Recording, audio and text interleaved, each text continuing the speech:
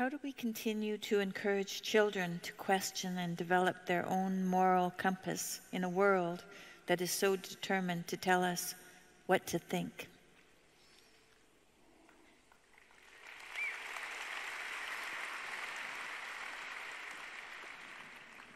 I think probably in your own home, you just encourage that kind of behavior.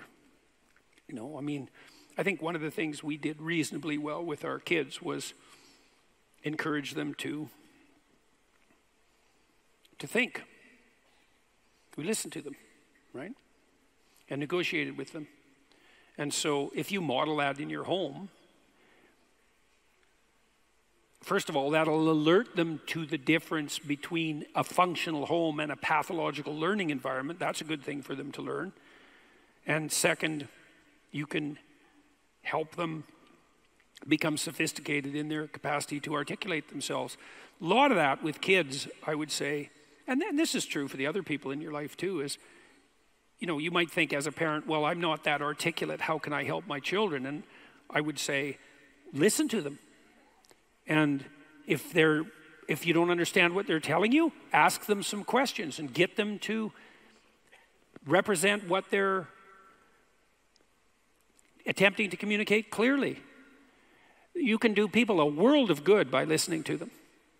There's almost nothing you can do for someone that is more productive and generous than to listen to them. And I can tell you a little strategy. This is a good one. This is also from Carl Rogers. This is a very good strategy. You try this with your wife or your husband. You could make this a rule. It's about the only psychological technique that I know that actually works, because most of what constitutes psychological technique is too sophisticated to boil down into something like a procedure, you know, without it becoming false. But this works. So imagine, here's the rule. I'm going to listen to you.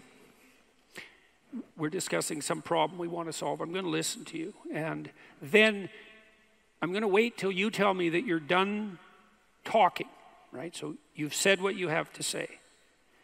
And I'm going to leave that up to you. And then I'm going to tell you what you just told me. But here's the rule. You have to agree with my formulation. And so what are you doing then? Well, first of all, say you talk to me for 10 minutes and then I reflect back to you what you said. I'm not going to take 10 minutes to do that.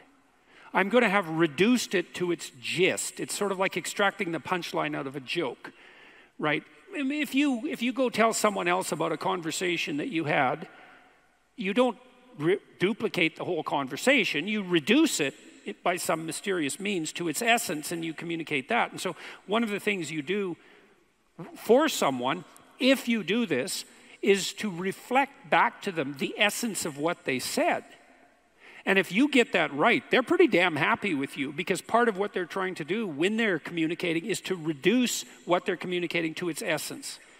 And then if you allow them to be the determining judge of whether or not what you reflect back is accurate, then you also indicate to them extraordinarily clearly that you actually listened and understood. And even if you're arguing with someone, they're so thrilled that you did that half of their annoyance with you will disappear right there and then. They'll think, oh my God, you actually listened. And you know, I had people in my clinical practice who'd never been listened to ever in their life by anyone.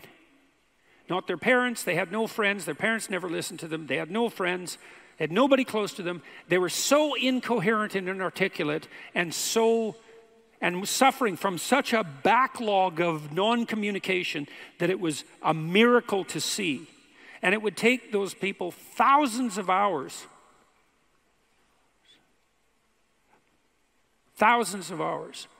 to lay out what they had to say.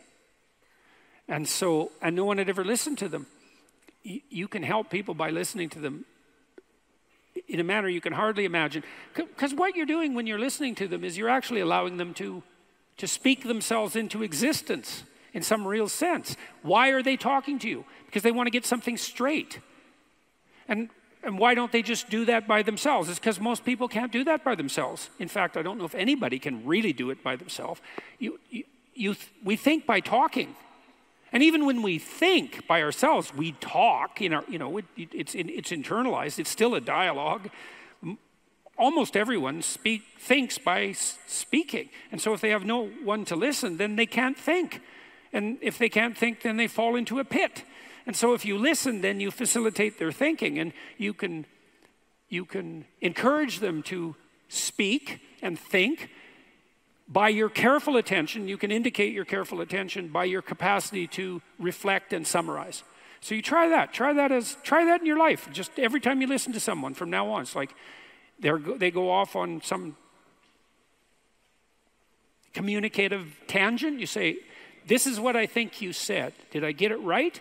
And maybe they say, "Well, no, not exactly. Here's what I really meant." There might be some tussling about the precise meaning of the utterance, but I'll tell you, man, people will be thrilled with you if you can do that.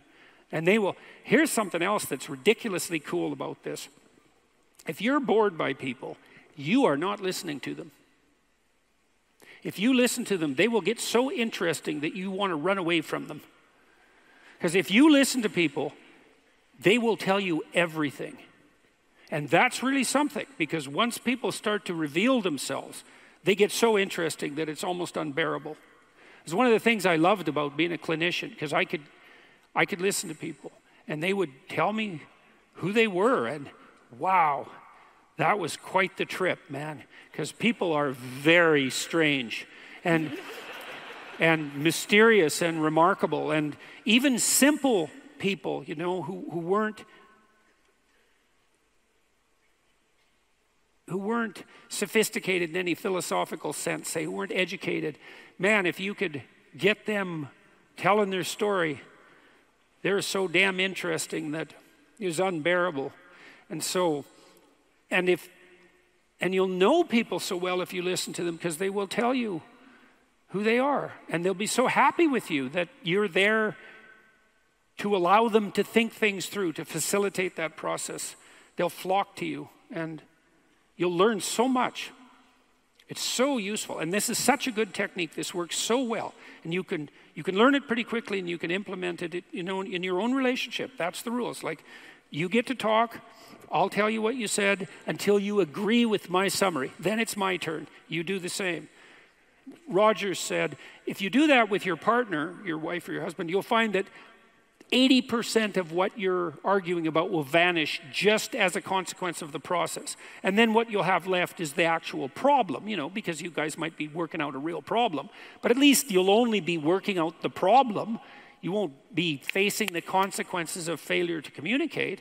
And you'll have also signaled to each other that, in a deep sense, that each of you are acting out the proposition that what the other has to say is worth attending to. And there's nothing that people need and want more than to be attended to.